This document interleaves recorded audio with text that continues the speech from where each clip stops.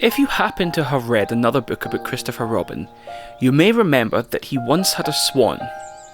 Or the swan had Christopher Robin, I don't know which. And that he used to call this swan Pooh. That was a long time ago, and when we said goodbye, we took the name with us, as we didn't think the swan would want it anymore. Well, when Edward Bear said that he would like an exciting name all to himself, Christopher Robin said at once, without stopping to think, that he was Winnie the Pooh. And he was. So as I have explained the Pooh part, I will now explain the rest of it.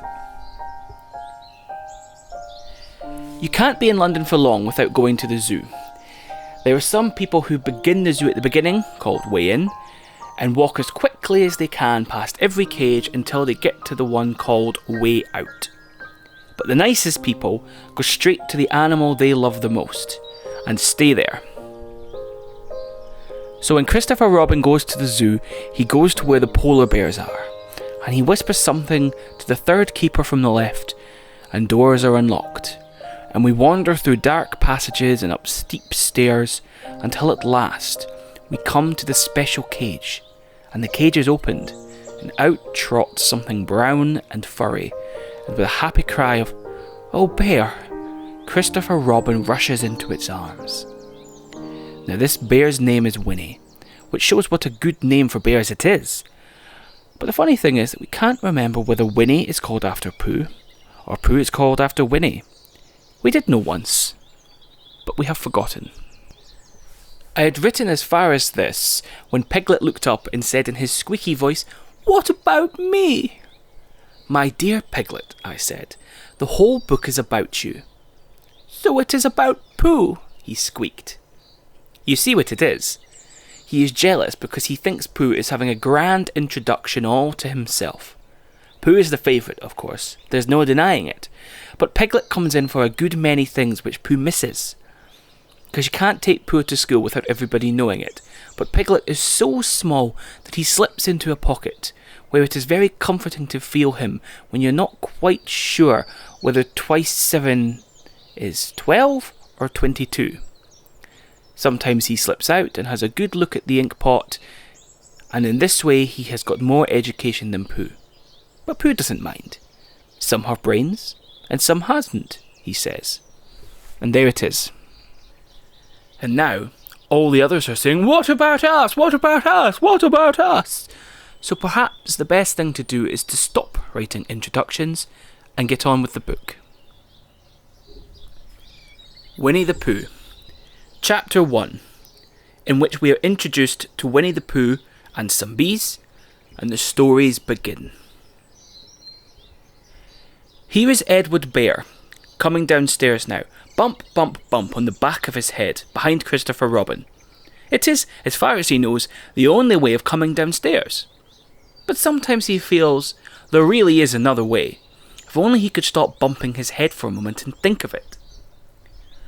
And then he feels perhaps there isn't. Anyhow, here he is at the bottom and ready to be introduced to you. Winnie the Pooh. When I first heard his name, I said, just as you are going to say, "But I thought that was a boy." "So did I," said Christopher Robin. "Then you can't call him Winnie." "I don't, but you said..." "He's Winnie the Pooh. Don't you know what there means?" "Ah, yes. No, I do," I said quickly. "And I hope you do too, because it is all the explanation you are going to get." Sometimes Winnie the Pooh likes to make a game of sort when he comes downstairs. And sometimes he likes to sit quietly in front of the fire and listen to a story. This evening... "What about a story?" said Christopher Robin. "What about a story?" I said. "Could you very sweetly tell Winnie the Pooh one?" "I suppose I could," I said. "What sort of stories does he like?" "About himself, because he's that sort of bear." "Oh, I see." "So could you tell it very sweetly?" "I'll try," I said. So I tried. Once upon a time, a very long time ago now, about last Friday, Winnie the Pooh lived in a forest all by himself under the name of Sanders. "What does under the name mean?" asked Christopher Robin. "It means he had the name over the door in gold letters and lived under it." "Winnie the Pooh wasn't quite sure?" asked Christopher Robin. "Now I am," said a growly voice. "Then I will go on," said I. One day, when he was out walking, he came to an open place in the middle of the forest, and in the middle of this place was a large oak tree, and from the top of the tree there came a loud, buzzing noise. Winnie the Pooh sat down at the foot of the tree, put his head between his paws, and began to think. First of all he said to himself, "That buzzing noise means something. You don't get a buzzing noise like that, just buzzing and buzzing, without its meaning something. If there's a buzzing noise, somebody's making a buzzing noise. And the only reason for making a buzzing noise that I can think of is because you're a bee." Then he thought another long time and said, "And the only reason for being a bee that I know of is making honey." Then he got up and said, "And the only reason for making honey is so that I can eat it." So he began to climb the tree. He climbed, and he climbed, and he climbed. And as he climbed, he sang a little song to himself. It went like this. "Isn't it funny how a bear likes honey? Buzz, buzz, buzz. I wonder why he does." Then he climbed a little further, and a little further, and then just a little further. By that time he had thought of another song. "It's a very funny thought that if bears were bees, they'd build their nests at the bottom of trees. And that being so, if the bees were bears, we shouldn't have to climb up all these stairs." He was getting rather tired by this time, so that is why he sang a complaining song. He was nearly there now, and if he just stood on that branch... Crack! "Oh, help!" said Pooh, as he dropped 10 feet on the branch below him. "If only I hadn't," he said as he bounced 20 feet onto the next branch.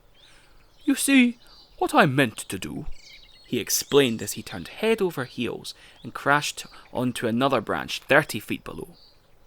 "What I meant to do, of course, it was rather," he admitted as he slithered very quickly through the next 6 branches. "It all comes, I suppose," he decided as he said goodbye to the last branch, spun round 3 times, and flew gracefully into a gorse bush. "It all comes of liking honey so much. Oh, help!" He crawled out of the gorse bush, brushed the prickles from his nose, and began to think again. And the first person he thought of was Christopher Robin. "Was that me?" said Christopher Robin in an odd voice, hardly daring to believe it. "That was you."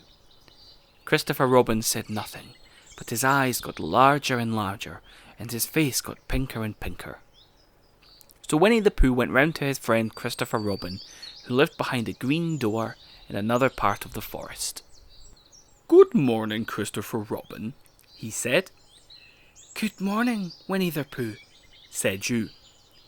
"I wonder if you've got such a thing as a balloon about you." "A balloon?" "Yes. I just said to myself coming along, I wonder if Christopher Robin has such a thing as a balloon about him. I just said it myself, thinking of balloons and wondering." "What do you want a balloon for?" you said. Winnie the Pooh looked round to see that nobody was listening, put his paw to his mouth, and said in a deep whisper, "Honey." "But you don't get honey with balloons." "I do," said Pooh. Well, it just happened that you had been to a party the day before at the house of your friend Piglet, and you had had balloons at the party. You had had a big green balloon, and one of Rabbit's relations had had a big blue one, and had left it behind, being really too young to go to a party at all. And so you had brought the green one and the blue one home with you. "Which one would you like?" you asked Pooh. He put his head between his paws and thought very carefully. "It's like this," he said. "When you go after honey with a balloon, the great thing is to not let the bees know you're coming. Now, if you have a green balloon, they might think you are only part of the tree and not notice you.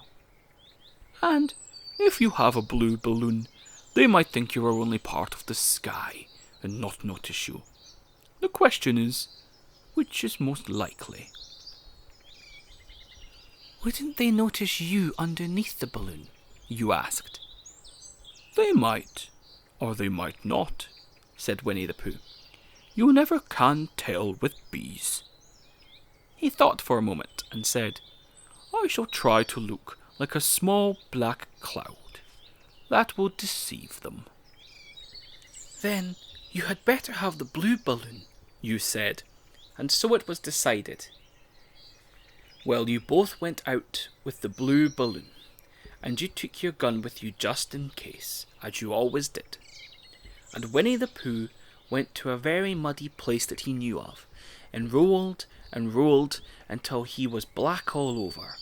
And then, when the balloon was blown as big, and you and Pooh were both holding on to the string, you let go suddenly, and Pooh Bear floated gracefully up into the sky, and stayed there, level with the top of the tree and about 20 feet from it. "Hooray!" you shouted. "Isn't that fine?" shouted Winnie the Pooh down to you. "What do I look like?"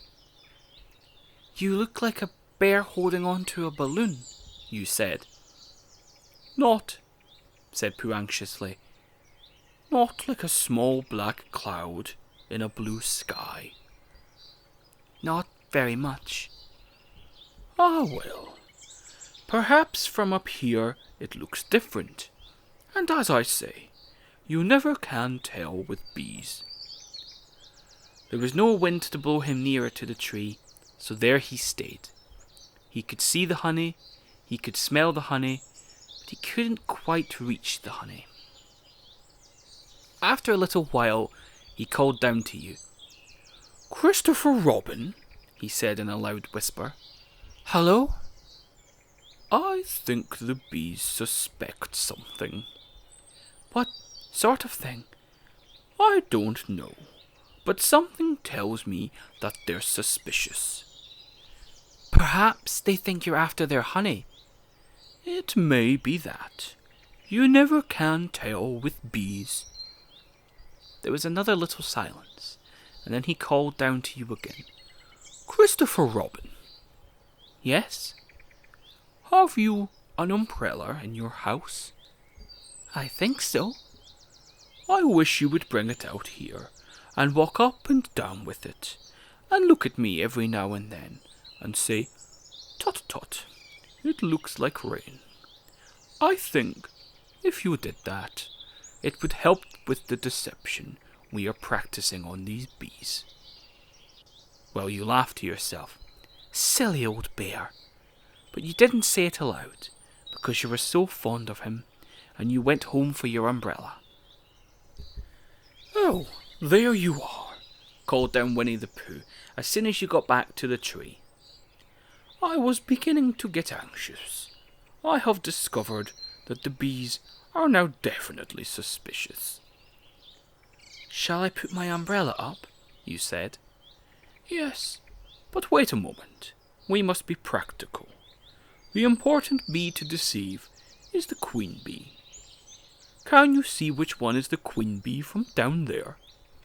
"No." "Ah, pity. Well now, if you walk up and down with your umbrella, saying 'Tut tut, it looks like rain,' I shall do what I can by singing a little cloud song, such as a cloud might sing. Go." So while you walked up and down and wondered if it would rain, Winnie the Pooh sang this song. "How sweet to be a cloud, floating in the blue. Every little cloud always sings aloud. How sweet to be a cloud, floating in the blue. It makes him very proud to be a little cloud." The bees were still buzzing as suspiciously as ever. Some of them indeed left their nests and flew all around the cloud as it began the second verse of this song.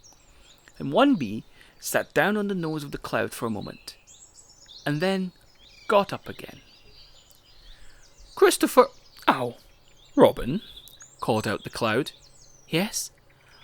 "I have just been thinking, and I have come to a very important decision. These are the wrong sort of bees." "Are they?" "Quite the wrong sort. So I should think that they would make the wrong sort of honey. Shouldn't you?" "Would they?" "Yes. So I think I shall come down." "How?" asked you. Winnie the Pooh hadn't thought about this. If he let go of the string, he would fall, bump, and he didn't quite like the idea of that. So he thought for a long time, and then he said, "Christopher Robin, you must shoot the balloon with your gun. Have you got your gun?" "Of course I have," you said. "But if I do that, it will spoil the balloon," you said. "But if you don't," said Pooh, "I shall have to let go, and that would spoil me." When he put it like this, you saw how it was, and you aimed very carefully at the balloon and fired. "Oh!" said Pooh. "Did I miss?" you asked. "You didn't exactly miss," said Pooh, "but you missed the balloon." "I'm so sorry," you said, and fired again. And this time you hit the balloon, and the air came slowly out, and Winnie the Pooh floated down to the ground. But his arms were so stiff from holding on to the string of the balloon all that time that they stayed up straight in the air for more than a week. And whenever a fly came and settled on his nose, he had to blow it off. And I think, but I am not sure, that this is why he was always called Pooh. "Is that the end of the story?" asked Christopher Robin. "That's the end of that one. There are others. About Pooh and me, and Piglet, and Rabbit, and all of you. Don't you remember?" "I do remember. And then when I try to remember, I forget." That day when Pooh and Piglet tried to catch the heffalump, they didn't catch it, did they? No. Pooh couldn't, because he hasn't any brain. Did I catch it? Well, that comes into the story. Christopher Robin nodded. "I do remember," he said. "Only Pooh doesn't very well, so that's why he likes having it told to him again. Because then it's a real story, and not just a remembering." "That's just how I feel," I said. Christopher Robin gave a deep sigh, picked up his bear by the leg, and walked off to the door, trailing Pooh behind him. At the door he turned and said, "Coming to see me have my bath?" "I might," I said. "I didn't hurt him when I shot him, did I?" "Not a bit." He nodded and went out, and in a moment I heard Winnie the Pooh bump, bump, bump, going up the stairs behind him.